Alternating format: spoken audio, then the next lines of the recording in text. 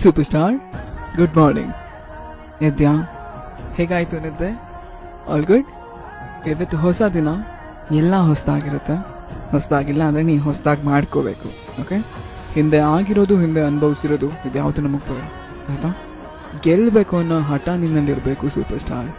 ಅದೊಂದು ಹಠ ಇದ್ದರೆ ಬೇರೆ ಯಾರು ನಿನ್ನ ಸೋಲಿಸ್ಬೇಕು ಅಂತ ಎಷ್ಟೇ ಪಣ ತೊಟ್ಟಿ ಹಠ ಇಟ್ಕೊಂಡು ಬಂದ್ರೂ ಕೂಡ ನಿನ್ನನ್ನು ಸೋಲ್ಸೋಕ್ಕಾಗಲ್ಲ. ಸೋಲ್ಗಿಂತ ಗೆಲುವು ಯಾವತ್ತಿದ್ರೂ ದೊಡ್ಡದೆ. ಎಲ್ರಿಗೂ ಬೇಕಾಗಿರೋದು ಗೆಲುವೆ.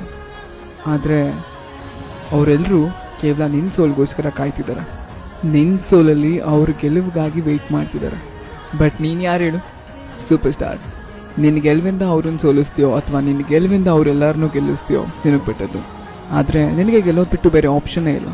ಓಕೆ, ಗೆದ್ದೇ ಗೆಲ್ತೀಯ, ನೆನಪಲ್ಲಿರಲಿ. ದಿನ ಅದ್ಭುತವಾಗಿದೆ, ಅನುಭವಿಸು, ಬದುಕು.